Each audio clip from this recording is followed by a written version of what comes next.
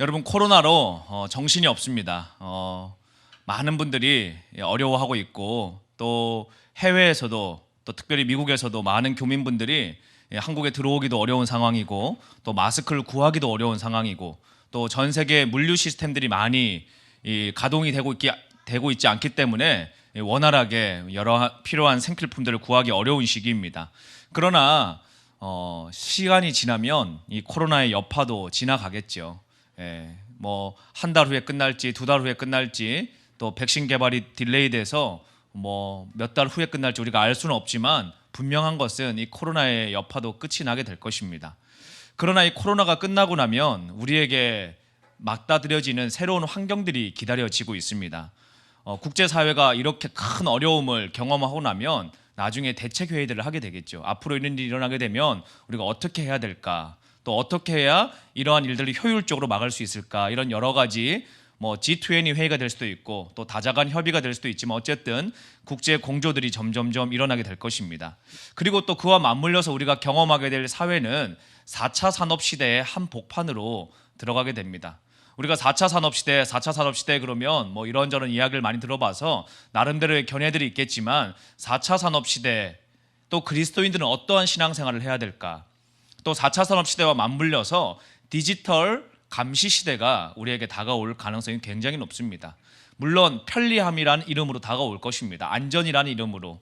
또 이러한 전염병이 나타났을 때 국민들의 동선을 효과적으로 통제한다는 이유로 이렇게 다가오겠지만 결국은 새로운 5G 전체주의 시스템이 우리의 삶 가운데 안정과 평화와 또 편리함이라는 이름으로 점점점 들어오게 될 것입니다. 그러나 여러분 이러한 시대가 점점점 결말되어지면 안전으로 끝나지 않죠. 평화로 끝나지 않습니다. 예수님 말씀하셨습니다. 마지막 때가 되면 전부 다 안전하다 모두가 평안하다 할 때 주님이 오시는 것입니다. 그러므로 오늘 이 시기 가운데 하나님이 전 지구적으로 이 중국발 우한 코로나를 통해서 전 세계 교회와 이 시대를 살아가는 사람들에게 하시고 계시는 이 시대적인 메시지들을 교회가 바르게 깨달아야 될 것이고 그냥 깨닫는 데 그치지 않고 준비해야 될 줄로 믿습니다. 요즘에 4차 산업시대라는 이야기를 많이 하게 됩니다. 4차 산업시대. 그래서 오늘 이 방송으로 기도에 참여하시는 분들 가운데 4차 산업시대 대충 아는 분도 있고 뭐 들어는 봤는데 뭔지 잘 모르는 분들도 있고 그러나 여러분 이거 한번 생각해 보시면 다 기억나실 겁니다. 몇 년 전에 이세돌이라고 하는 우리나라에서 뭐 우리나라뿐만 아니라 세계에서 바둑 제일 잘 두는 프로 선수죠. 그런데 알파고라고 하는 컴퓨터하고 바둑 대전을 했습니다. 그래서 많은 국민들이 누가 이길까 했는데 알파고가 이겼죠. 뭐 요즘에 이 방송 보시는 분들 가운데 바둑 두는 분들이 몇이나 있겠어요. 그래서 나는 뭐 바둑 좋아하지도 않고 알파고가 뭐 이세돌 이기건 말건 그게 나하고 뭔 상관이냐 이렇게 생각하실지 모르겠지만 알파고가 이세돌을 이겼다라는 것은 인간이 할 수 있는 사고력, 연산력 중에 가장 고도화된 이 연산력을 발휘하는 그 게임 중에 하나가 체스나 바둑 같은 겁니다. 그런데 그 고도화된 사고력을 이제 인간의 사고력보다 컴퓨터가 앞서게 되었다라는 것을 상징적으로 보여주는 표시죠. 오래전에 여러분 우리나라가 100한 20, 30년 전에 조선 말기 시대였습니다. 흥선대원군이 집권하고 있던 시기에도 영국 상선이 들어왔습니다. 프랑스 함대가 들어왔습니다.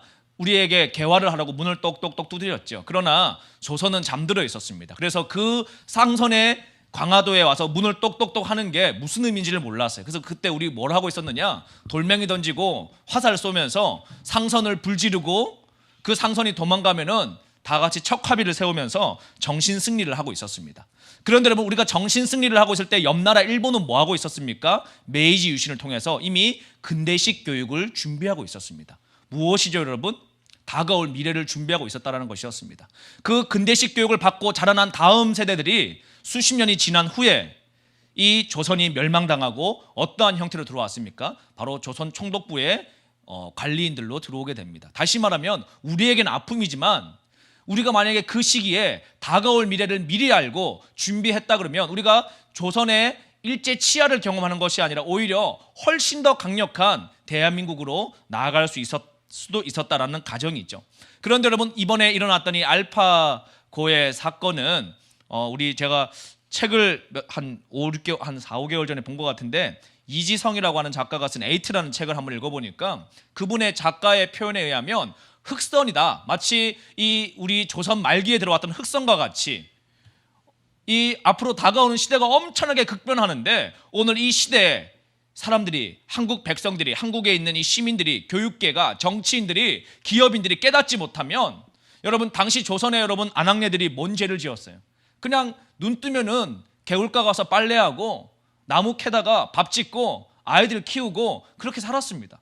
그런데 여러분, 시대가 바뀌었단 말이에요. 당시 여러분, 이 나라의 조선의 관료들이 국제사회를 전혀 알지도 못했고 관심도 없었고 그냥 어떻게든 지방에 있는 벼슬아치들에게 뇌물 받고 뭐 일자리 관료 사고 팔고 착취하고 기득권 유지하고 그냥 노비 삼고 첩 거느리고 그냥 그렇게 살기를 원했지 세상 돌아가는 거 관심이 없었습니다. 그런데 문제는 우리가 세상 돌아가는 게 관심이 없다고 세상이 바뀌지 않는 게 아니라는 것이죠.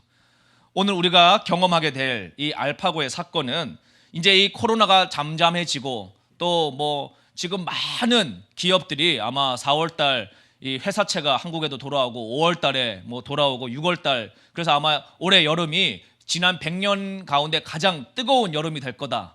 이 경제적으로 굉장히 힘겨운 시기가 될 거다. 이미 선제적으로 기업들마다 구조조정을 하기 시작을 하고 있고 뭐 국가에서 중앙은행이 회사채를 매입하는 아주 독특한 일들을 우리가 경험을 하고 있는데 이게 한국뿐만 아니라 전 세계적으로 실업 쓰나미가 일어남으로 말미암아 뭐 엄청난 일시적인 이 기업들 부도가 일어나고 있는 일들을 우리가 앞으로 이제 경험하게 됩니다. 그 여파로 이 상업 부동산 시장까지도 많은 어려움을 겪고 있고 그거와 관련해서 교회들도 큰 어려움을 겪고 있는데 이거는 여러분 시간이 지나면 결국은 잠잠해집니다.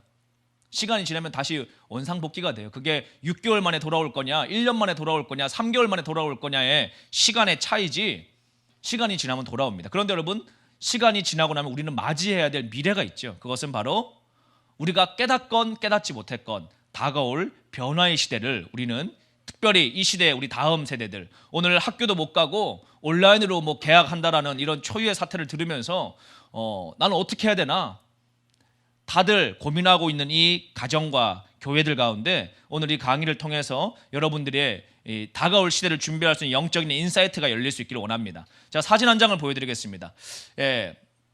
여러분 제가 미국에 집회를 가보면 그 미국 교민들이 자녀들 제일 보내고 싶어하는 회사 중에 하나가 골드만삭스라고 하는 회사입니다. 이제 사진 꺼주시고요. 골드만삭스 뉴욕의 가장 중요한 멋있는 빌딩에 있는 금융회사죠.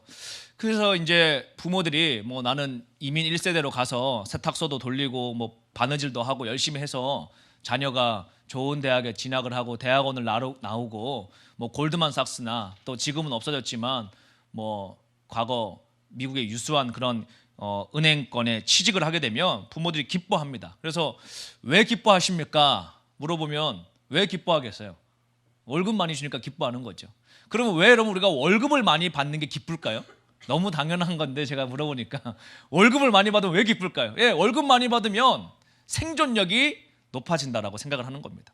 월급 많이 받으면 500만 원 받을 사람이 2천만 원 받으면 살 수 있는 것도 많고 할 수 있는 것도 많고 시집도 잘 갈 것 같고 장가도 잘 갈 것 같고 이런 예측을 우리가 하는 거죠. 그래서 이제 골드만삭스를 뭐 골드만삭스뿐만 아니라 그런 월급 많이 주는 회사를 보내기를 원하는데 이제 문제가 일어납니다. 2012년이에요. 지금 올해가 몇 년입니까? 2020년. 여러분 우리 흑선이 조선 말기에 들어왔다고 다음 날 국가는 바뀌지 않았습니다. 그러나 여러분 세월이 지나고 나니까 한일합방이 일어나죠. 세월이 지나고 나니까 식민지 시대가 되죠. 또 여러분 식민지 시대가 영원할 것 같았지만 식민지 시대도 끝이 납니다. 그러니까 여러분 대한민국이라는 나라가 건국이 되죠. 오늘 여러분 우리는 뭘 준비해야 되느냐? 코로나 앞에서 마스크 구하기에만 정신을 빼앗길 것이 아니라 생존하기 위해서만 그냥 여러분 버텨낼 것이 아니라 내가 어떻게든 이번에 회사에서 구조조정되면 안 된다. 내 먹여 살릴 아이가 있으니까 그렇게 하기 위해서 여러분 그냥 어떠한 수단과 방법을 가리지 않고 철밥통 붙잡으려고만 하면 하나님이 그 안전핀을 다 뽑아버립니다. 왜 그렇죠? 우리는 여러분 지금 세이프존에 있기를 주님이 원치 않으세요. 여러분 하나님의 백성인 하나님의 부르심이 있는 자가 주님이 얘기합니다. 아들아 본토 아비 집을 떠나라. 이 얘기는 여러분 우리 얘기가 아니니까 편안하게 듣는 거예요. 여러분의 얘기로 표현을 한다 그러면 너의 안전지대를 벗어나라는 겁니다. 너의 안전지대. 나는 이게 철밥통이라고 생각했는데 하나님이 흔드시는 겁니다. 나는 지금 대기업에 들어가가지고 절대로 나는 정년퇴직할 때까지 괜찮을 거라고 생각했는데, 여러분 파일럿이 됐을 때 월급 못 받을 거를 생각하고 파일럿 되는 사람이 누가 있겠어요? 기장들이. 예? 죽을 때까지 나는 건강관리만 잘하면 나는 죽을 때까지 폼나게 비행기 몰면서 산다, 그렇게 생각했는데 여러분 자고 일어나니까 아시죠? 여러분 지금 대한항공에 외국계 승무원 파일럿 전체 다 일시 해고한 거, 뭐 해고는 아니지만 무급으로 월급 안 줍니다. 파일럿이 월급 못 받아요. 여러분 스튜디오스도 월급 못 받아요. 여러분 이제 이게 비행 업계에만 있겠습니까? 여행 업계, 관광 업계. 나는 뭐 공무원이니까 괜찮겠죠. 여러분 괜찮지가 않습니다. 노량진에서 3년 동안 주먹밥 먹고 열심히 해가지고 9급, 7급, 5급 달았는데 여러분 너무 현 정부에서 공무원 많이 뽑아가지고 여러분 이제 세월 지나면 아마 공무원 구조조정 할 수밖에 없는, 왜? 아니면 국가가 부도나게 생겼는데, 여러분 그리스 이런 데 가보면, 아르헨티나 이런 데 가보면 여러분 공무원들 다 구조조정 당하잖아요. 교사 월급을 못 주지 않습니까? 못 주지 않습니까? 자, 이런 시대에 여러분이 스펙, 한국 사람들이 스펙을 좋아하잖아요. 난 최고의 스펙으로 올라가야 되겠다. 스펙 최고 좋은 데가 가는 애들이 골드만삭스입니다. 국내에서 스펙 제일 좋은 애가 아니고 지구에서 스펙 제일 좋은 애들이 가는 곳이 골드만삭스예요. 근데 이 골드만삭스에 2012년, 지금부터 약 8년 전에 어떤 일이 일어났느냐, 데니얼이라고 하는 청년이 켄쇼 테크놀로지라고 하는 회사를, 인공지능 AI 회사를 하나 만듭니다. 그리고 이 AI의 켄쇼라고 하는 이 프로그램이 월스트리트의 심장부인 골드만삭스에 입사를 하게 됩니다. 8년 전. 여러분 우리 직장생활 해보시면 아시죠? 저도 직장생활 예전에 할 때 보니까 뭐 아침에 출근하면 직원분들 다 저기 믹스 커피 하나 타가지고 먹고, 예? 점심시간 되면 뭐 먹을까 30분 전부터 채팅창에서 오늘 뭐 먹으러 갈까 서로 고민하고, 점심 먹고 오면 또 담배 피는 분들은 다 또 어디, 예? 저기 옥상으로 올라가든지 흡연장으로 가든지 담배 한 대 물고 또 믹스 커피 또 하나 들고 가시고, 점심 끝나고 나면 또 일 좀 하는 것 같다가 여러분 퇴근 어떻게 해야 되나 눈치 보면서 빨리, 예? 한 명 두 명 다 나가기 시작을 하고, 그리고 나서 여러분 또 일 좀 시키려고 하면 연차 쓰고, 또 여러분 뭐 일 좀 하려고 그러면 추석 돌아오죠, 설 돌아오죠. 제가 사장 입장에서 대보니까 뭐 이게 일을 하는 건지 그냥 놀러 나오는 건지, 또 직원 입장은 또 그게 아니겠죠. 그런데 여러분 AI가 들어왔어요 회사에. AI가 여러분 믹스 커피 먹으러 나갈까요? 예? 점심 먹으러 잠깐만, 사장님 저 점심 먹어야 됩니다. 사장님 저 월차 써야 됩니다. 사장님 저 경조사 있습니다. AI가 그런 게 있어요? 없죠. 그런데 여러분 AI가 취직을 했어요 골드만삭스에. 그런데 옆에 있는 애널리스트들 AI 신경도 안 씁니다. 뭐 쟤 뭐야 저 프로그램, 응? 나는 지금 유펜에서 MBA 하고 뭐 최고의 학벌을 가지고 나 이 정도 내 실력을 갖고 연봉 20만 50만 받는 사람인데, 나 100만 받는 애널리스트인데 저 AI 저 뭐냐 저게, 아무 신경도 안 쓰죠. 그런데 AI가 딱 취직을 해요. 뭐 방도 필요 없어요 여러분. 임원실도 필요 없습니다. 그냥 어디에 있는지 모르지만 하여튼 취직을 했대요. 그런데 여러분 AI가 먹지도 않습니다. 쉬지도 않습니다. 놀지도 않습니다. 퇴근하지도 않습니다. 24시간 일을 합니다. 그래서 여러분 어떤 일이 일어났을까요? 2012년에 골드만삭스에 미국에서 최고의 스펙을 가지고 있는 월스트리트에서도 가장 많은 급여를 받던 최고 집단, 지성 집단, 애널리스트죠. 분석하는 사람들입니다. 회사를 분석하고 예측하는 사람들, 트레이더들 600명이 일시에 해고됩니다. 2012년. 우리야 여러분 뭐 우리 자녀가 골드만삭스에 입사를 안 해가지고 그날 해고 통지를 안 받아서 뭐 먼 나라 이야기처럼 들리겠지만, 여러분 이때 한인들 여러분 쇼크 받았어요. 쇼크. 왜? 우리 아들 열심히 키워가지고 내가 그냥 뼈 빠지게 세탁소 해가지고 아들 뉴욕의 골드만삭스 입사해서 지금 연봉 50만 원 받고 있는데, 제 이제 10년만 지나면 한국의 증권사 임원으로 가려는데 그냥 여러분 어느 날 잘려버린 거예요. 회사에서 한 명만 자른 게 아닙니다. 뭐 근무 태만 잘린 게 아닙니다. 600명 전체 해고를 해버렸어요. 골드만삭스가. 왜 그랬을까요? 여러분 AI가 들어오자마자, AI 켄쇼가 들어오자마자 600명이 한 달간 할 업무를 얼마 만에 끝낸 줄 아세요 여러분? 600명의 애널리스트가 해야 될 업무를 AI 켄쇼가 고작 3시간 20분 만에 끝내버립니다. 그러니 여러분이 골드만삭스 회장이라고 생각해 보십시오. 600명 수천억 월급 주면서 고용할까요? 그 피곤한 거 여러분 사람 관리하면서 다 잘라버리고 AI한테 여러분 그냥 계속 딥러닝 시키면 돼요. 그리고 나니까 여러분 하버드 대학에서 쇼크가 일어나요. 교육혁명이 일어나죠. 왜? 하버드 대학 MBA 나와가지고 골드만삭스 들어갔는데 다 잘려버리니까 하버드 대학 교수들 입장에서 왜 자르는 거냐, 왜? 시대가 왜 어떻게 바뀐 것이냐? 여러분 골드만삭스뿐만이 아닙니다.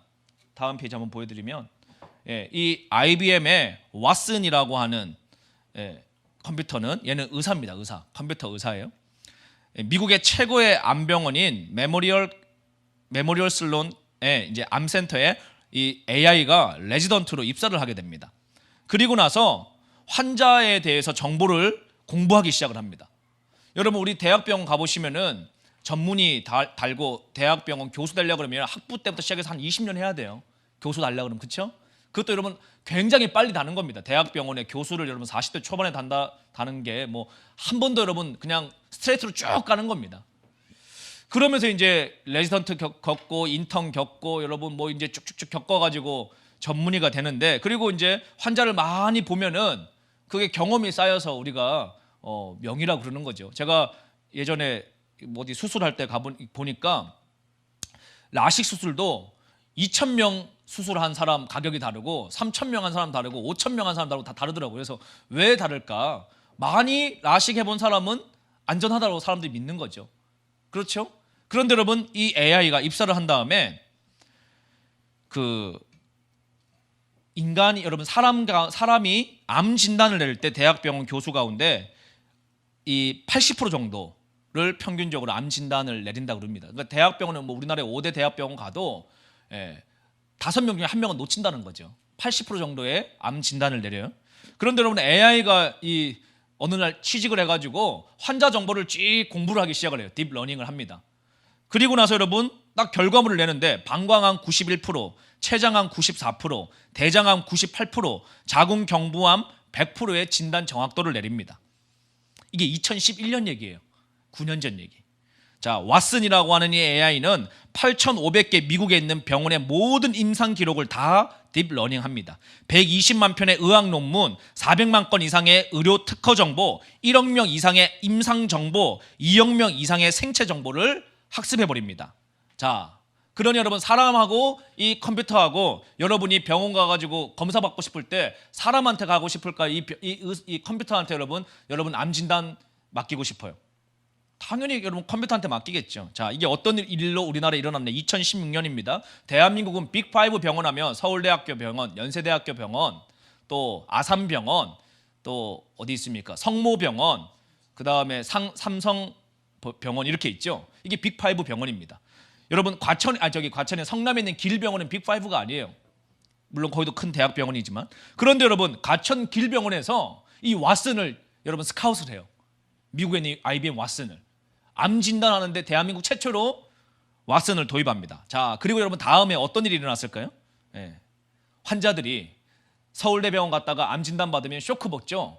그러면 여러분 원래는 세브란스 가가지고 또 진단을 오진 아니냐 안 믿고 싶으니까 다 어디로 갈까요? 여러분 최종 병원은 전부 다 길병원 가요. 그래서 여러분 길병원이 1위를 땁니다. 암 진단에 관련해서. 자, 이게 뭐죠 여러분? 엄청난 지금 변화의 파도가 오고 있습니다. 엄청난. 자, 이 AI가 여러분 의사만 있는 게 아니고 변호사로도 취직을 합니다.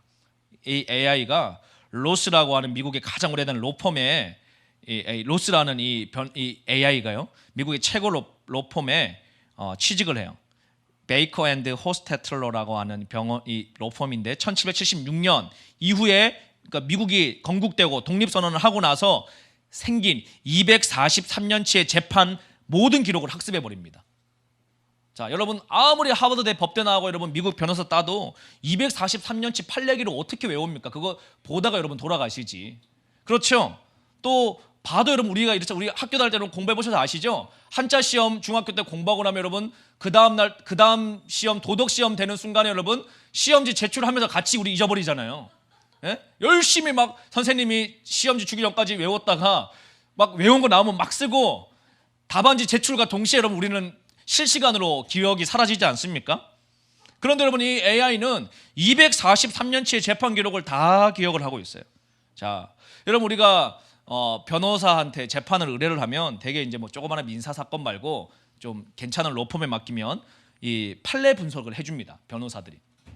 그럼 보통 이 변호사 팀들이 한 5명 정도 한 팀이 되면 시니어 변호사, 경력 한 10년 이상 된 뭐 변호사 한 명, 그다음 밑에 이제 주니어 5년 차, 그다음에 15 하는 애들, 그다음에 행정 사무 보조하는 애들, 이렇게 붙어가지고 이 판례 검토를 맡긴단 말이에요. 이게 보통 한 사건 의뢰할 때 이 개인 조그마한 로펌 말고 이 제대로 된 회사에 맡기면 5일 정도, 그러니까 일주일치의 판례 검토 하나를 맡겨준다라고 가정을 해봅시다.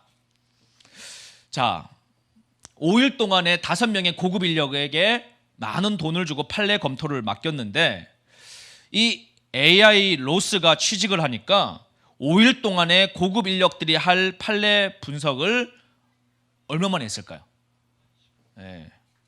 얼마? 1초. 1초 만에 끝납니다. 자, 인간 변호사가 300건 처리하는 동안에 인공지능 변호사는 60만 건을 처리합니다. 자, 이 변호사는 지금 어디에 취직했을까요? 2018년 2월 한국의 대형 로펌에 입사를 합니다. 그러면서 여러분, 이제 굉장히 새로운 시대가 열리고 있어요. 제가 이제 이런 이야기를 쭉 보여드리는 것은, 자, 한번 보세요, 여러분. 산업혁명 시대입니다. 1차 산업혁명 시대. 지금 우리가 4차 산업시대라, 4차 산업혁명이라고 그랬죠. 1차 산업시대 서구에서, 영국에서 일어났어요. 하나님께서 영국의 산업혁명을 허락해 주셨습니다. 하나님의 관점 한번 생각해 보십시오. 여러 나라가 있어요. 스페인도 있고 프랑스도 있고 여러 나라가 있는데 영국이 산업혁명이 일어났어요. 왜 그렇게 하셨을까? 제 주관적인 견해입니다만은 영국은 당시에 세계 최강대국이 아니었습니다. 산업혁명 전에는. 스페인이나 프랑스 이런 나라들, 또 독일, 영국 다 비슷비슷한 나라들이에요. 그런데 여러분, 이 영국이 당시 여러분 노예무역을 하고 있던 시대였습니다. 노예무역. 그다음에 영국의 국가 생산량의 3분의 1이 노예무역으로 먹고 살고 있었어요. 당시에 교회 재정의 3분의 1도 노예무역을 통해서 수입을 벌어들인 장로님이 11조를 해서 교회가 운영되고 있었다는 얘기입니다. 쉽게 얘기하면 영국 전체의 국가 총 생산량의 3분의 1이 노예무역. 지금 생각하면 여러분 말도 안 되죠. 국가가 노예를 무역해서 국가를 경영했다? 말도 안 되죠, 여러분. 그런데 퓨리탄 청교도들이 있는 이 영국에서 어떤 각성이 일어나기 시작을 합니까? 하나님이 그들의 양심에 질문합니다. 너희가, 하나님 여러분 흑인하고 백인하고 아시아인하고 여러분 따로 창조하셨어요? 여러분 우열을 만드셨습니까? 아니잖아요. 하나님 앞에 모든 인간이 평등하단 말이에요. 그렇죠. 그런데 여러분 그거는 알겠어. 오케이. 좋아. 근데 현실 세계에서 노예무역 안 하면 손가락 빨게 생겼는데, 스페인은 노예무역 하는데, 프랑스는 노예무역 하는데, 우리만 안 하면 우리나라 망하는 거 아니야? 그렇죠, 여러분. 현실적으로 이게 인간적으로 생각하면. 그런데 여러분 그 당시에 윌리엄 윌버퍼스라고 하는 영국의 청년 한 명이 기도하며 주님의 마음을 받습니다. 주님이 말씀하시는 거예요. 너는 이 땅의 노예를 자유케 해라. 그래서 여러분 영국의 그 윌리엄 윌버퍼스는 정치인이 되고 그 인생 전체를 들여서 기도하며 영국의 노예 제도를 폐지하는 데 앞장을 쓰게 됩니다. 그리고 여러분 그가 죽기 전에 영국은 유럽 전체 최초로 노예 무역을 법적으로 폐지를 하게 됩니다. 그 노예 무역이 폐지되는 시기들과 맞물려서 여러분 보십시오. 국가의 경쟁력이 노동 집약형이었던 시대입니다. 1차 산업 시대니까. 그렇죠, 여러분. 당시에 산업혁명 전이니까. 그런데 영국이 하나님 앞에 결단하고 국가가 회개하는 것이죠, 여러분. 법률을 통해서 우리가 더 이상 노예무역을 하지 않겠다. 그리고 노예무역하는 것을 영국이 이제는 단속을 하겠다. 그리고 그들의 인권을 보장해 주겠다. 그렇게 법률로 제정하며 생존이 아니라 하나님이 요구하신 일을 국가가 순종했을 때 산업혁명 여러분 놀랍게도 영국에서 시작됩니다. 뭘 하나님이 지금 허락하시는 거죠? 인간의 노동력을 대체할 수 있는 기술을 인간 가운데 허락해 주셨단 말이에요. 다른 나라가 아닌 영국에게. 자, 그러면서 여러분 영국이 어떤 일이 일어납니까? 이 뭐 방적기 돌리는 거죠. 노동력을 인간이 대체합니다. 그러면서 여러분 사람들이 이렇게 이제 컨베이어 벨트 시스템에서 일하기 시작을 해요.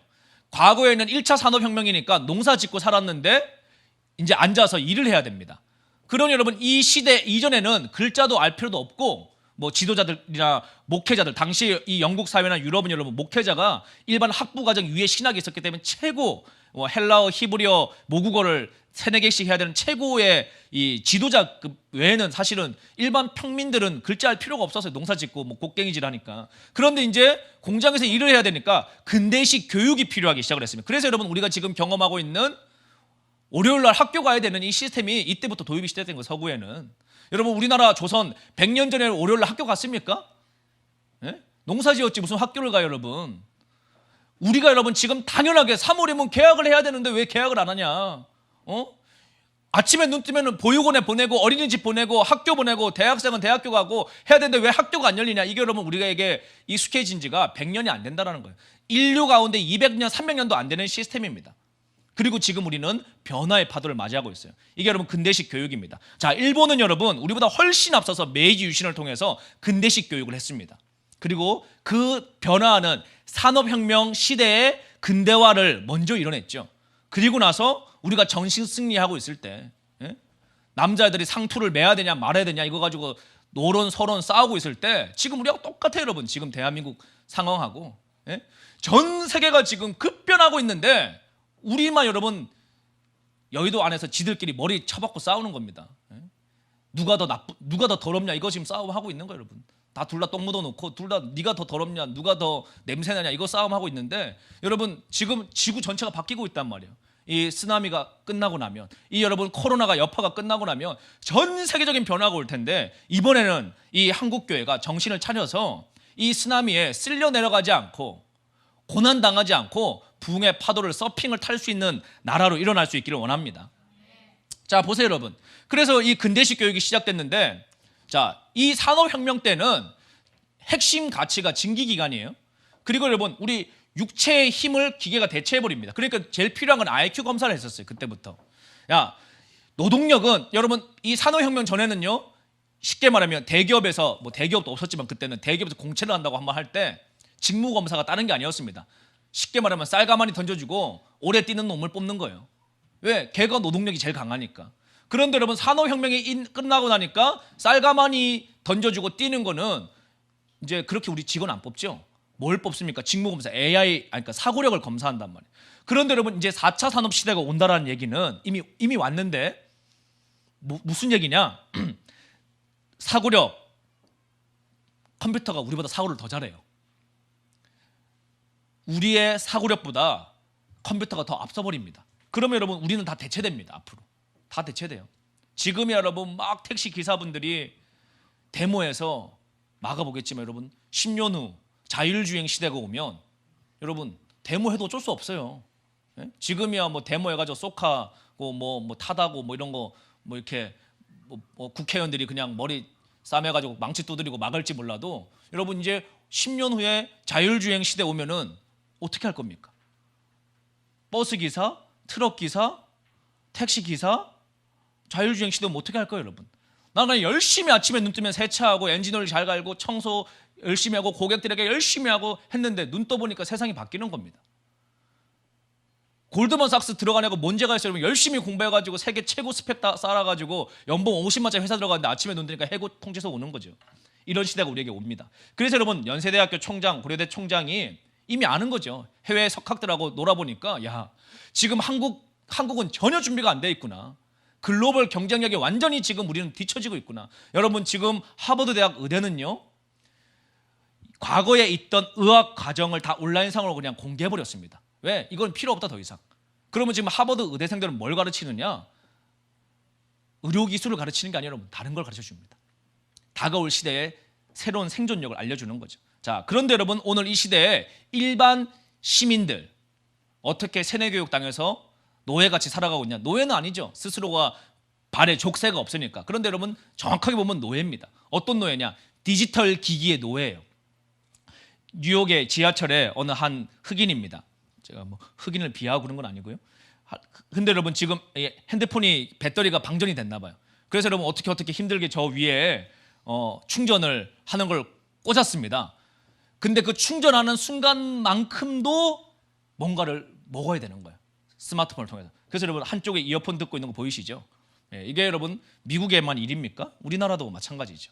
자, 여러분 제가 저기 실리콘밸리에 집회를 가보니까 그것도 벌써 한 7, 8년 전 얘기네요. 스티븐 잡스 살아있을 때 실리콘밸리에 집회를 갔는데 그때 당시에 애플 회사에 취직한 한국인들이 이렇게 집회에 많이 오셨어요. 그 뭐 대단한 분들이죠. 한국에서 뭐 다 동네에서 1등 찍고 간 거 아니겠어요? 그런데 아니 그 스티븐 잡스는 자녀 교육을 어떻게 할까 좀 관심이 있어서 찾아보니까 아니 스티븐 잡스는 제가 생각할 때 당시에 야 내가 스티븐 잡스면 여러분 아빠가 스티븐 잡스다. 그러면 학교를 갈 때 아이폰 2 쓰고 있을 때 아들한테 시제품 3를 주는 거예요. 그래서 야 얘들아 봐라 이거 사진 찍으면 안 돼. 내년에 나올 시제품이야. 그럼 애들이 와 막 이러고 역시 아빠가 스티븐 잡스니까 쟤는 1년을 앞서가서 디지털 기기를 쓰는구나 뭐 이럴 것 같다라고 저는 생각을 했는데 웬걸 여러분 스티븐 잡스는 대안학교를 보내는데 디지털 기기가 아예 없는 대안학교를 보내는 거예요. 제가 뭔가 뒤통수를 맞은 느낌이었습니다. 야 이게 뭐지? 우리는 아이폰 사려고 그렇게 엄마 막 바지 잡고 해가지고 24개월 할부 받아가지고 그냥 그렇게 디지털 기기 쓰는데 아니 스티븐 잡스는 돈이 없는 것도 아닌데 왜 자신의 자녀는 디지털 기기를 못 쓰는 학교에 보낼까? 그 학교는 여러분 디지털 기기를 핸드폰을 가지고 학교를 들어가지 못하는 것뿐만이 아니라 학교 자체에 디지털 기기가 하나도 없어요. 노트북도 없고 아이패드도 없고 복사기도 없고 아무것도 없어요. 완전 18세기, 17세기 그런 과거식의 방식으로 느리게 교육하는 학교예요.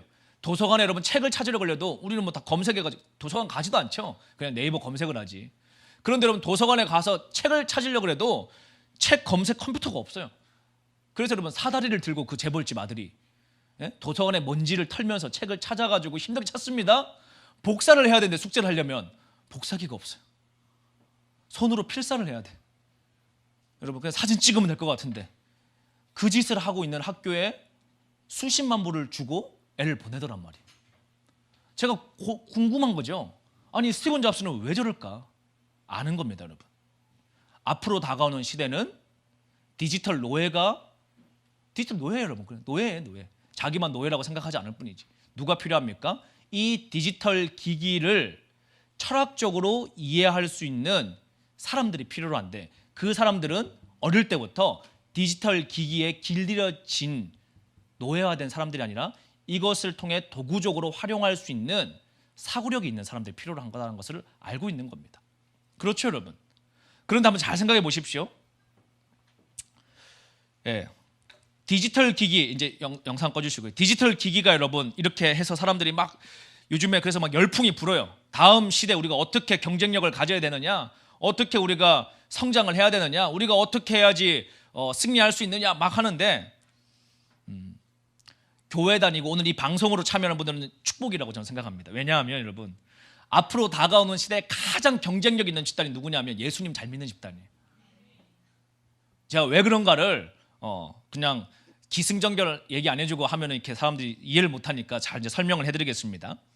여러분 세상은 그래서 지금 생존 모드예요. 어떻게 하면 내가 디지털 기기보다 뒤처지지 않을 직군이 뭘까? 막 엄마들마다 강남에 있는 대단한 엄마들 많잖아요, 강남에. 그런 엄마들은 지금마다 세미나 막 들으면서 어떻게 해야 우리 아이가 이 10년 후, 20년 후에 세상에 뒤처지지 않을까? 경쟁력을 가질 수 있을까? 왜? 골드만삭스 보낸 조카가 여러분 손가락 빨고 있는 걸 보니까 이제 충격을 먹는 거죠. 이 방법으로 가면 안 되겠구나. 그 고민들을 하는데 그래서 많은 그런 고민들을 합니다. 그런데 여러분 한번 보십시오. 디지털 기기에 여러분 이 사고력이 깊은 사람은 어떤 사람인가 하면 딱 이겁니다. 자, 다시 포스팅을 좀 PPT 보여주세요. 자, 문화가 여러분 이렇게 발달하죠. 지난번에 제가 한번 보여드렸는데 수평 문화가 쭉쭉쭉쭉 발전을 하는데 과거에 여러분 뭐 우리가 뉴욕에서 그 유행하는 게 대한민국까지 들어오려고 그러면 20년 걸렸어요. 80년대만 하더라도 수입 자유화가 되기 전에는 일본하고도 우리가 여러분 뭐 바다 건너면 바로 옆인데도 10년 걸렸습니다. 그래서 당시 여러분 일본에 가가지고 이 오파상들이 뭐 유행하나 딱 보고 한국에 만들잖아요. 그러면 10년 주기로 유행을 탄단 말이에요. 그러니까 그때는 한마디로 돈 벌기가 수월했던 것 같아요. 지금보다. 경쟁도 좀 덜하고. 근데 지금은 여러분 오늘 뉴욕에서 출시하면 대한민국 동시에 출시해요. 그렇죠? 여러분 제가 어렸을 때만 하더라도 뭐 중학교 때 뭐 저보다 바로 윗세대만 하더라도 여러분, 저희 지금 방송 보시는 아버지 세대들 중학교 때는 호기심 충만할 때 뭐 음란 서적 같은 거 하나 구하려 그러면 여러분 어떻게 구해요? 어디서 구합니까? 예? 학교에서 좀 불량배들한테 여러분 뭐 구해달라고 청원해가지고 여러분 그 잡지 하나 받으려고 하면 얼마나 힘들었겠어요. 그런데 여러분 저 세대만 하더라도 모뎀 시대, 모뎀 시대였어요. 그러니까 여러분 음란물 보고 싶어도 볼 수도 없어요. 속도가 느려 터져가지고. 그렇죠 여러분? 그런데 여러분 지금은 집안에서 보면 별짓을 다 하잖아요 애들이. 예?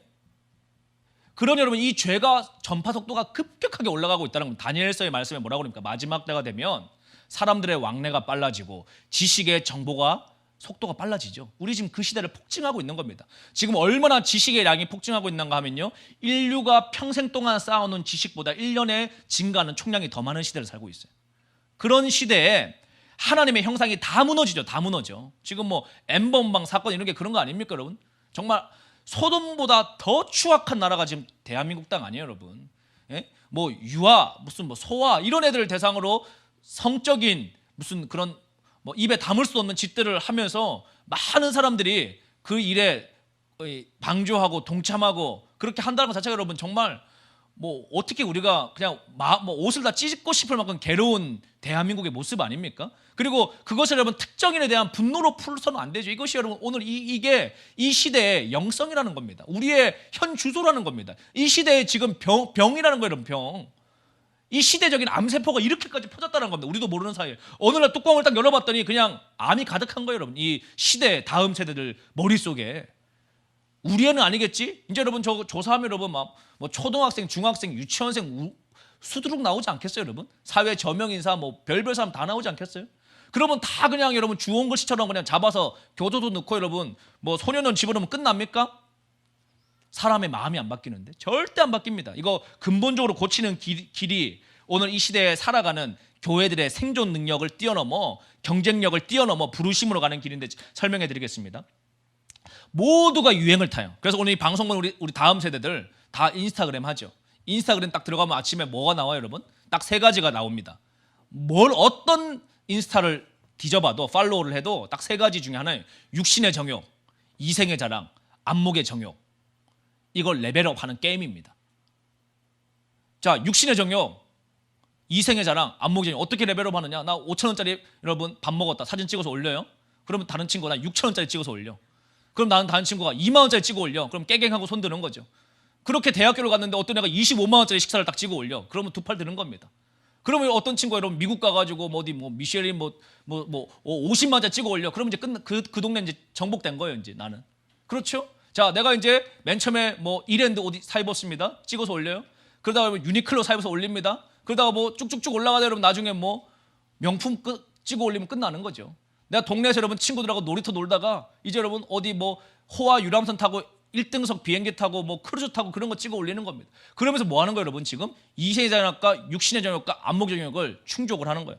야, 나는 저것도 못하네. 이래서 우울해.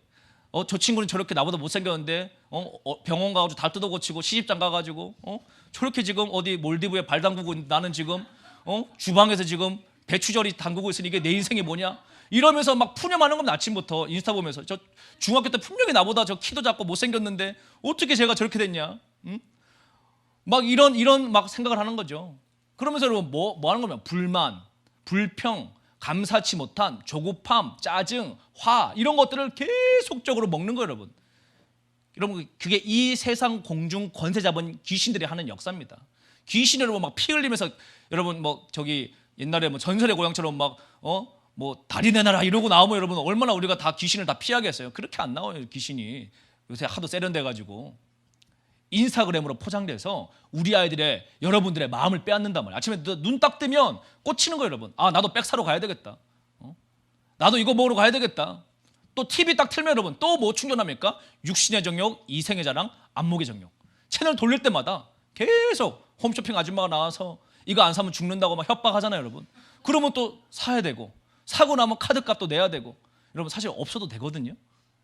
그런데 계속 충돌을 당해요. 동창회 모임 나갑니다. 나는 그냥 뭐 남편이 사준 10년 전에 백 하나 들고 나왔는데 어떤 이 친구는 이번에 신상백 뭐 500만 원짜리 들고 나왔단 말이야. 그러면은 막 밥 먹는데 백을 탁 올려놓고 밥 먹으니까 눈에도 보이고 괜히 내 거는 뒤로 숨겨야 될 것 같고 왠지 이런 걸 우리가 속는단 말이에요. 속아요. 속습니다. 그게 본질이 아닌데 왜 이 세상의 영이 그렇게 우리를 토끼몰이 하는 거예요, 여러분.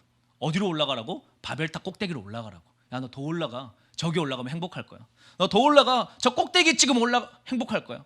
그래서 여러분 또 TV 틀면 또 막 여행 오라고 막 연예인들이 막 여기 오면 행복하다고 이거 먹어야지 행복하다 그러는데 여러분 제가 한번 생각을 해봤어요. 야, 저 연예인들 맨날 저기 오면 행복하다 그러는데 쟤 진짜 행복할까? 쟤 진짜 행복할까? PD가 여러분 컷 수고하셨습니다. 오늘 촬영 잘 됐습니다. 그러면 여러분 행복할까요? 그 연예인 행복 안 할 것 같아요, 여러분. 예? 어디 잠 안 와가지고 여러분 마약 주사 맞고 주무시지 절대 행복하지 않습니다. 왜? 행복은 그런 데 없어요, 여러분.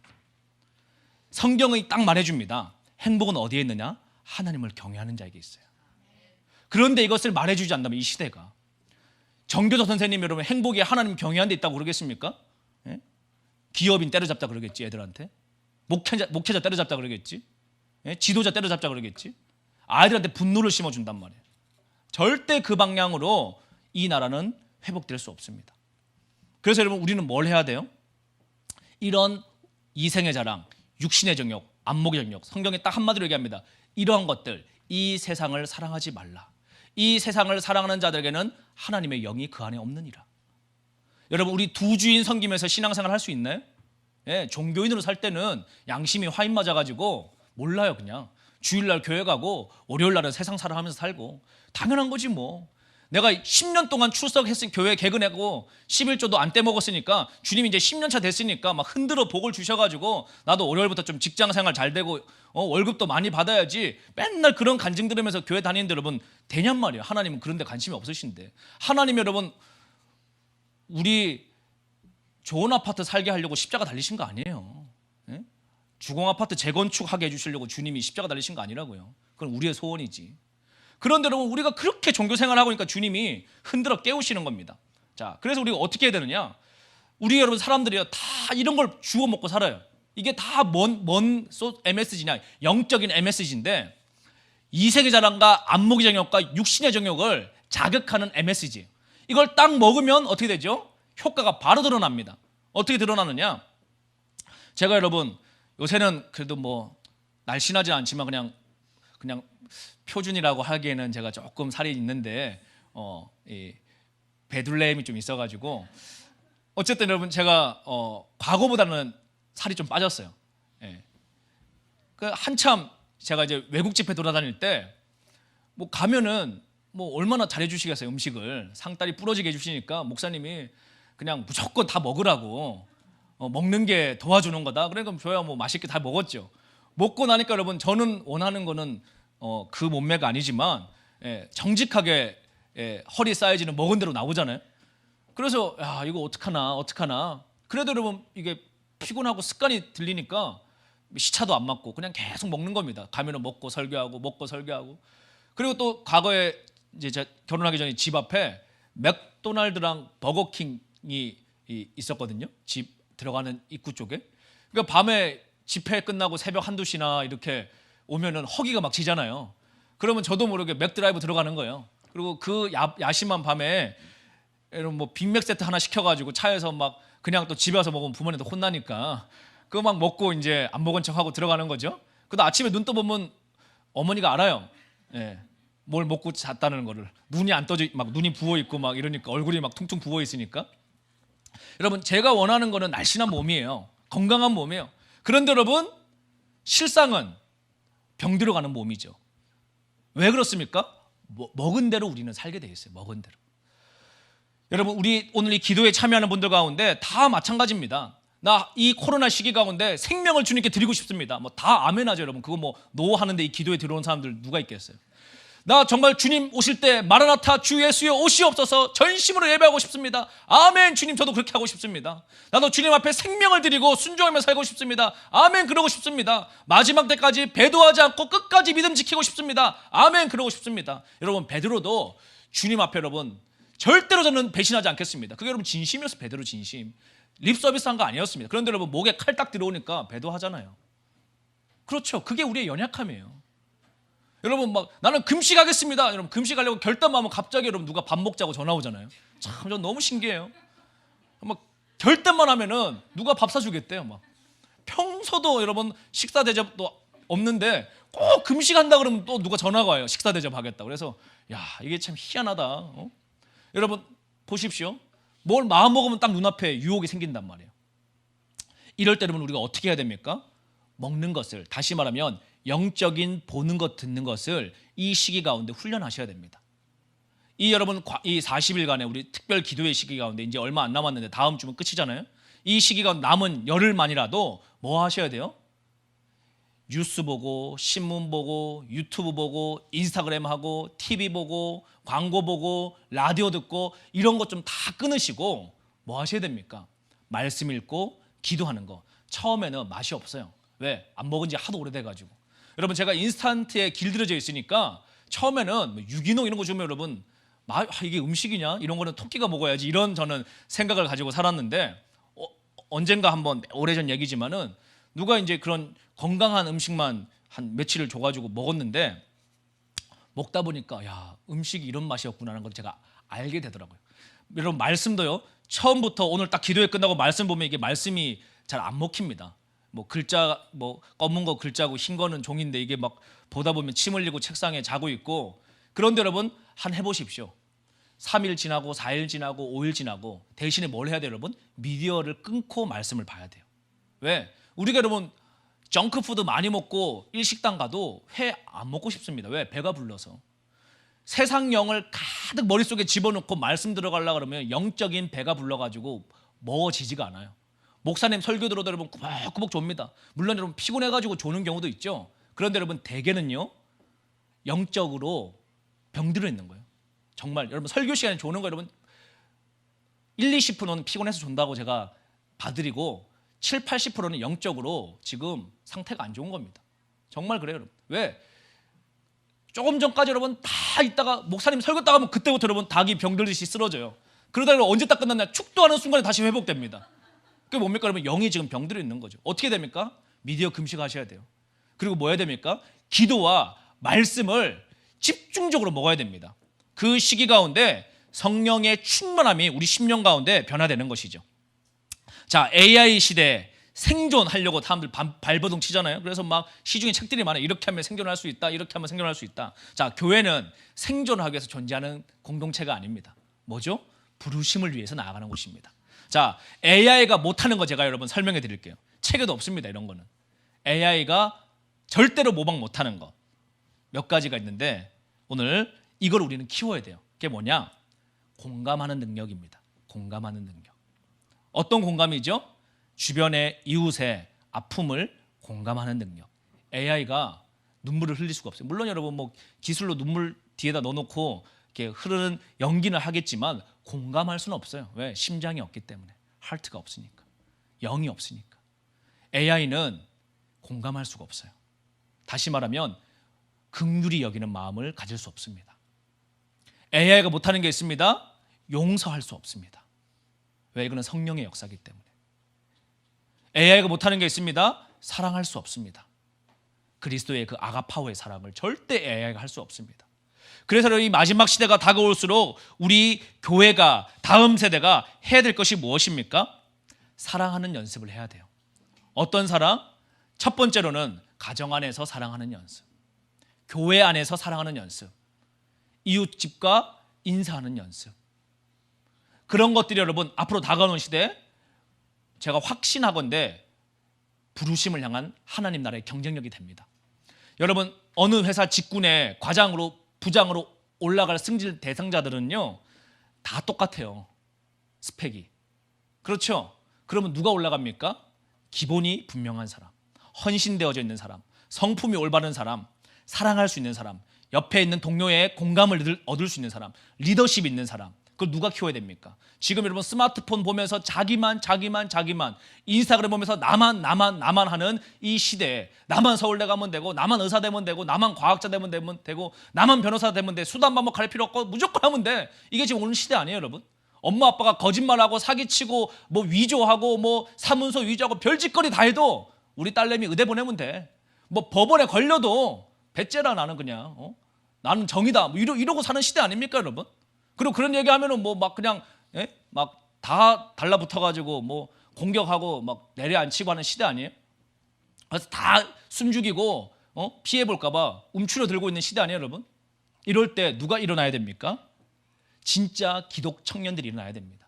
진짜 교회 성도들이 일어나야 되는 것입니다. 진짜 하나님의 사람들이 일어나야 되는 것이죠. 그것은 여러분 주여 크게 부르는 자들이 아닙니다. 물론 우리 기도할 때 주여 크게 부르죠. 그게 아니에요, 여러분. 어떤 사람입니까? 사랑할 수 있는 사람, 공감 능력이 있는 사람, 슬퍼하는 자와 함께 울어줄 수 있는 사람, 환난 당한 자와 함께 위로할 수 있는 사람, 고난 당한 자와 함께 내 옷을 벗어줄 수 있는 사람, 겉옷을 달라고 하는 자에게 속옷까지 내어줄 수 있는 헌신되어지는 사람, 자아를 부인하고 십자가의 길을 걷기로 결단하는 사람, 용서할 수 없는 사람을 용서하기로 결단하고 순종하는 사람. 이 사람들은 AI가 따라잡을 수 없다는 것입니다. 오늘 여러분 많은 사람들이 생존하기 위해서 살아갑니다. 이제 어떻게 하면 뭐 삼성전자에다가 투자하면 생존력이 높아질까? 지금이 저점일까? 어디 부동산에다 사야 될까? 다 이런 고민들이 여러분. 지금 뭐 옆에 사람이 코로나로 죽어가건 뭐 한국 경제가 망하건 대한민국이 뭐 빨갱이한테 넘어가건 다 필요 없고 나만 하여튼 부자 되면 돼. 이게 오늘 이 시대의 영입니다. 왜? 돈을 사랑함이 일만하게 뿌리인데 오늘 이 시대가 자기를 사랑하고 돈을 사랑하고 쾌락을 사랑하고 하나님 경외하기를 싫어하는 시대이기 때문에 성경이 그렇게 예언하고 있잖아요. 이때 여러분 생존하는 비밀입니다. 자, 여러분의 아이들이 이러고 있으면 당장 여러분 핸드폰을 갖다 치워야 돼요. 왜? 이렇게 키워놓으면 여러분 아이들의 영은 파괴됩니다. 아무리 좋은 콘텐츠 보여줘도 파괴돼요. 왜? 뇌가 파괴되기 때문에. 일본 후생성에서 하루에 3시간이 아니고 일주일에 3시간 7년 스마트폰 노출되면 전두엽 파괴된대요. 제가 이걸 논문을 보다가 오탄 줄 알았어요. 하루에 3시간이겠지. 일주일에 3시간이 아니고 일주일에 3시간입니다. 여러분 우리 다음 세대들 일주일에 3시간 스마트폰 봐요? 더 보잖아요. 하루에 3시간 본 애들도 있잖아요. 그러면 7년 되면 뇌가 파괴되는데 뇌가 파괴되면 나타나는 첫 번째 현상 학습장애, 주의력 결핍장애, 거기다 조금 더 증가되면 분노 조절 장애. 들어보셨죠?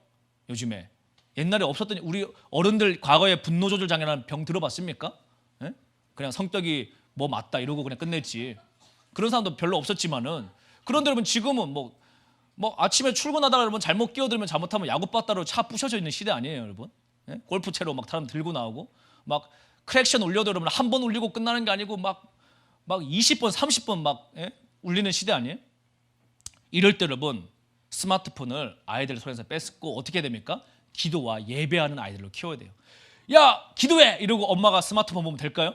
아니죠, 여러분. 같이 기도해야죠. 야, 너 공부해! 그리고 엄마는 드라마 보고 불륜 드라마 보고 아침 드라마 다 뭐 여러분 불륜 드라마 돌리면은 이거 사라 그러고 또 돌리면은 자기 살 뺄 생각은 안 하고 이거 바르면 예뻐진다고 또 홈쇼핑에서 거짓말하고 다 이 세상에 여러분 이런 걸 자극을 하는데 그런 걸로 우리 절대 안 바뀝니다. 기도하고 예배해야 우리의 심령이 회복되고 사랑하는 법, 공감하는 법, 용서하는 법을 배우게 되는 것이죠. 그러므로 여러분 이 시기 가운데 우리가 무엇을 해야 됩니까? 정말 하나님 경외하는 것을 우리가 배워야 될 줄로 믿습니다. 기도하는, 말씀 읽는, 순종하는 하나님 말씀 가운데 우리가 회복되어지는 그런 훈련들이 우리 가운데 있어야 될 줄로 믿습니다. 이 세상이나 세상에 있는 것들을 사랑하지 말라. 누구든지 세상을 사랑하면 아버지의 사랑이 그 안에 있지 아니하나니. 때가 이르러 사람들이 바른 교훈을 받지 아니하며 기가 가리어서 자기의 사욕을 따르는 스승을 많이 두고 또 그 귀를 진리에서 돌이켜 허탄한 이야기를 따르리라. 그러나 너는 모든 일에 신중하여 고난을 받으며 전도자의 일을 하며 내 직무를 다하라. 나는 선한 싸움을 싸우고 나의 달려갈 길을 마치고 믿음을 지켰으니 이제 후로는 나를 위하여 의의 면류관이 예비되었으므로 곧 의로우신 재판장이 그날에 내게 주실 것이며 내게만 아니라 주의 나타내심을 사모하는 모든 자에게도 주느니라. 대만은 이 세상을 사랑하여 나를 버리고 데살로니가로 갔느니라. 여러분 잘 기억하시기 바랍니다. 오늘 이 시기 가운데 남 핑계, 이거 핑계, 거짓말에 속지 마십시오. 어떻게 해야 됩니까? 여러분 기도하고 예배하며 성령의 지혜와 계시와 충만함의 역사가 있어야 될 줄 믿습니다. 성경에는 마지막 때 이러한 자들만 있다라고 말하지 않아요. 또 뭐라고 얘기합니까? 흰 옷을 입고 셀 수 없이 끝까지 이기는, 견디는, 승리하는 그리스도의 신부들이 일어날 것을 성경은 양면적으로 예언을 하고 있습니다. 여러분 어느 편에 쓰셔야 되겠습니까? 마지막 때가 다가오는 이 시기에 AI가 출몰하고 모두가 생존하기 위해서 더 고민하는 이 시기 가운데 어떠한 삶을 살아야 되겠어요? 기도와 예배로 승리하는, 주님을 경외하는, 사랑하기를 힘쓰는, 용서하기를 힘쓰는, 나누기를 힘쓰는 하나님의 사람들이 되어야 할 줄로 믿습니다. 그래서 우리 그러한 마음을 가지고 우리 좀 기도하기를 원합니다. 여러분 우리 아이들 가정에서 많이 있을 텐데 제가 한 3주 전에 이런 설교를 저녁 예배 때 했었습니다. 땅끝이 여러분의 자녀 방이라고. 예, 맞습니다. 아프리카도 땅끝이고요, 예루살렘도 땅끝이고, 지금 여러분의 고3 아이 자녀 방, 고3 아이 방문 열기도 엄마가 두렵잖아요. 애 심기 건드릴까 봐. 예. 여러분 중학생 아이 중3병 걸렸으니까 무섭잖아요. 중2병 무섭더라고. 저도 보니까 중2병 걸린 애들 막 저한테도 막 대들고 하는데 무섭죠. 막. 그러나 여러분 기도하고 우리 그 얼음장 같은 방문을 들어가야 돼요. 그리고 함께 마음을 열어야 됩니다. 유대인들을 제가 보니까 그걸 참 잘하더라고요. 말라기서 4장 6절에 있는 아비의 마음을 자녀에게, 자녀의 마음을 아비에게 돌이키라. 이걸 잘하더라고요. 어떻게 잘하느냐? 우리가 뭐 개신교도들이니까 유대인들의 풍습을 쫓아할 필요는 없겠죠. 그러나 여러분 그 유대인들의 풍습조차도 사실은 구약의 하나님의 말씀에 기반해서 나온 문화들이 하나님의 방법들입니다. 이 유대인들이 자녀에게 신앙을 가장 잘 전달하는 방식이 뭐였는가 살펴보면, 여러분 우리는 개신교는 종교개혁 500년 동안 제일 잘한 게 세계 선교예요. 우리는 여러분 뭐 하여튼 예수님 믿고 나면 여러분 정신 차리려면 선교하려고 그러잖아요. 제대로 예수님 믿으면. 그런데 여러분 유대인들은요 자녀에게 자신의 신앙을 전수하려고 합니다. 그래서 유대인의 회당은요 포인트가 자녀에게로 에너지가 모이게 돼 있어요. 아비들을 모아서 교육하고 자녀에게로 그 메시지가 들어갑니다. 랍비들은. 그런데 교회는 모이면은 은혜 받고 열방으로 흩어지죠. 너무너무 포인트가 다른 거예요. 교회가 잘못했다는 얘기는 아닙니다. 그런데 우리가 생각해 봐야 될 점이 있다는 거죠. 교회가 그렇게 열방 선교를 하고 뒤돌아보니까 우리 집이 망하고 있는 거예요. 영국이 그렇게 해외 선교를 했는데 뒤돌아보니까 영국 교회가 어려움이 있죠. 그래서 우리가 뭘 해야 됩니까? 여러분의 자녀들을 신앙화하는데 전심을 다해야 됩니다. 여러분 예배를 아웃소싱 할 수 있어요? 여러분 회사도 코어 산업은 아웃소싱을 안 합니다. 외주를 안 맡긴단 말이에요. 생명을 살리는 예배를 여러분 자기 인생도 해결 안 되는 교육전도사한테 맡길 수 있습니까? 도움은 받을 수 있겠죠. 그러나 부모가 자녀에게 신앙을 전수해야 돼요. 그래서 여러분 이 코로나 시기로 집안에 모여있을 때 어떻게 시간 보내야 될지 몰라가지고 영화 다운받아서 아들하고 영화 본다고 여러분 가정이 회복되는 거예요? 아니에요. 그건 여러분 세상령 들어가는 겁니다. 뭐 해야 되느냐 제가 한 가지만 알려드리고 기도하도록 하겠습니다. 저도 이스라엘 가서 배웠는데 여러분 유대인들은 샤반 예배를 하더라고요. 샤반 예배. 뭐 샤반 예배를 하라는 거 아니에요. 그러나 이런 것을 조언을 해드리는 겁니다. 금요일 밤, 토요일 밤, 뭐 하여튼 어느 밤이건 뭐 샤밧이라는 것은 여러분 리셋이라는 의미입니다. 리셋. 불을 끄는 거예요. 리셋. 우리 여러분 컴퓨터가 고장나면 리셋 버튼 누르죠. 정신 차리라고.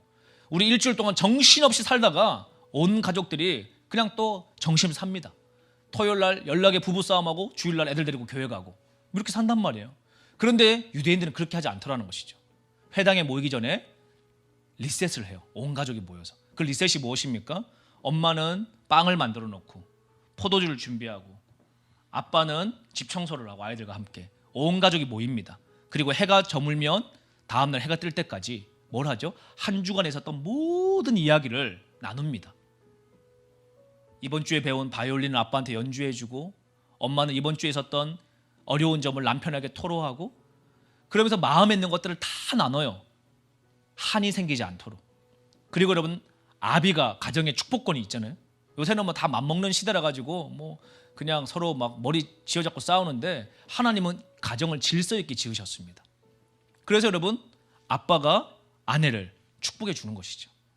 아내를 꼭 껴안고 축복해 주고 자녀들을 꼭 껴안고 축복해 주고 제가 그걸 바라보고 굉장히 큰 감동을 받았어요. 나도 해봐야 되겠다. 그리고 몇 년 전부터 저희도 뭐 제가 사역을 늘 하니까 항상 바쁘고 집안 일은 그냥 아내가 알아서 하겠지 그렇게 생각을 하다가 마음을 서로 고쳐먹고 그렇게 해보기 시작을 했습니다. 저는 생각할 때 여러분 4살 먹은 아이가 마음에 뭐 고민이 있을까? 제가 뭐 그냥 맨날 뭐 우유 먹고 그냥 뛰어다니고 노는데 제가 뭐 스트레스가 있을까? 4살 먹은 딸을 가슴에 품고 너 이번 한 주간에 속상한 거 있었니? 얘기를 하더라고요. 제가 깜짝 놀랐어요. 4살 아이도 마음에 속상한 게 있구나. 풀어주는 겁니다. 그거 여러분 지금 안 풀어주면 나중에 여러분 나이 들어가지고 내적 치유 세미나 죽을 때까지 해야 돼요. 맨날 쓴뿌리 올라온다고. 그거 풀어주는 거예요. 바로바로 잡초를 뽑아주는 거죠. 마음에. 6살 먹은 아들에게도 너 마음에 속상한 거 있었니? 한 주간에 어떤 게 감사했니? 어떤 게 행복했니? 하나님이 어떤 마음을 주셨니? 이번 주에는 어떤 말씀을 암송했니? 어떤 걸 잘못했니? 어떤 걸 순종했니? 그 막 이야기하는데 여러분 이야기꽃이 피죠. 식빵을 다 뜯어 먹으면서 밤새 얼마나 여러분 그렇게 리셋 버튼을 누르고 나면 가정이 하나가 되는지 그렇게 여러분 기도해주고 또 아빠가 잘못한 거 있으면 잘못했다고 얘기하고 아내에게 잘못한 거 있으면 회개하고 그리고 나서 여러분 예배드리고 아이들이 조그마한 장난감 기타지만 가지고 나와서 건반을 가지고 막 예배를 하고 밤새 여러분 기도하고 예배하고 꼭 안아주면 여러분 그 그립감이 달라요. 왜? 마음들이 다 열렸기 때문에. 여러분 하나님이 이것을 우리에게 축복을 가정에게 주셨습니다. 어디서 여러분 뭘 찾냔 말이에요. 지금 이 시기에 인스타그램으로 명품백 얻으면 행복할 것 같으세요? 아니에요 여러분. 그거 끝까지 추구하면 그 다음에는 죽습니다. 공허해서. 하나님은 그곳에 행복이 없다라는 것을 우리에게 알려주셨어요. 세상은 속입니다. 그러므로 여러분 우리가 어떻게 이 시기를 보내야 되겠습니까? 또 하나 보십시오 여러분.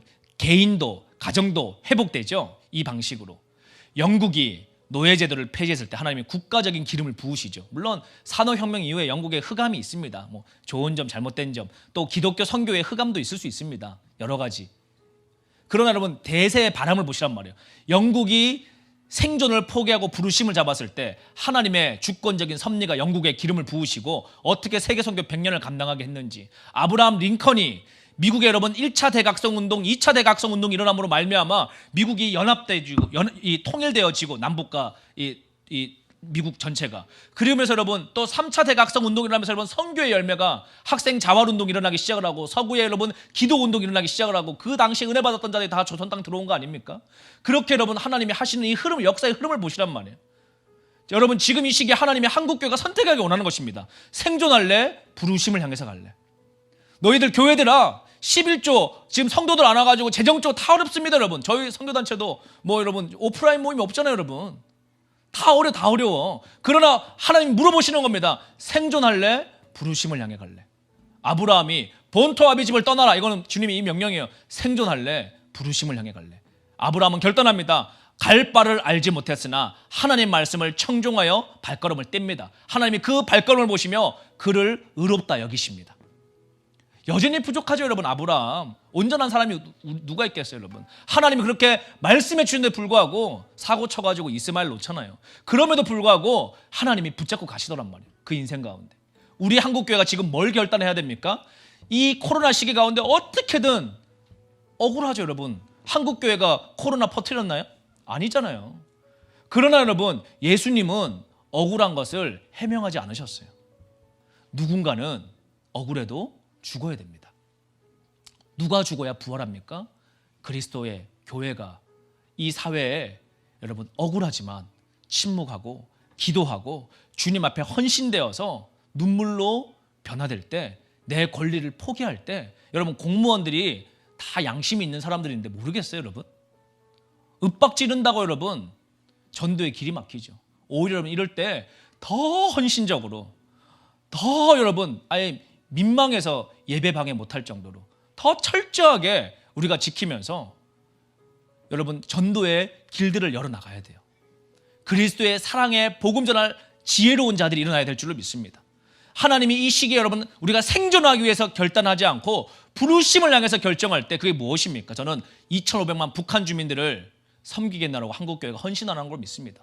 김정은이 핵 두려우니까 조의금 갖다 바치고 조공 갖다 바치고 우리 핵만 주지 마, 우리는 평화를 원해. 하나님 그걸 원할까요 여러분? 그건 가증한 평화입니다.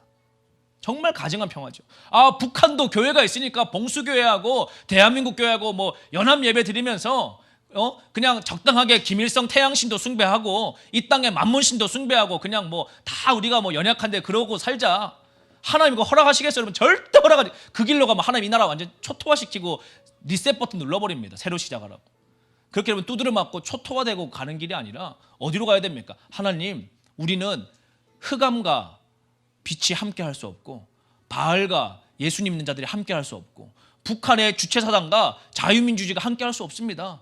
김일성주의자들과 주님 교회가 함께 할 수 없습니다. 우리가 그것을 허용했던 것을 회개합니다. 이 시기 가운데 교회 안에 들어와 있는 주체사상, 인본주의 사상, 또 대체신학의 사상, 자유주의 사상, 혼합주의 사상 모든 것을 회개합니다. 악은 모양도 버리라고 그랬는데 주님 우리가 주체 사상을 좋아했던 철학자를 교회 목회자가 좋아하면 뭐 어쩌자는 겁니까 여러분? 빨갱이를 존경했던 여러분 신학자를 목회자가 존경하면 뭐 어쩌자는 거예요 여러분? 성경은 악의 모양도 버리라. 악의 모양도 버려라. 애매한 스탠스 취하지 말고 여러분 대중의 모두를 즐겁게 하려고 하지 말고 하나님 앞에 결단하는 자들을 끌고 가야 될 지도자들이 일어나야 될 시기인 것입니다. 여러분 교회가 뭐 비즈니스 하는 곳이에요 여러분? 사람들 많이 끌고 모으는 듣기 좋은 소리 하게?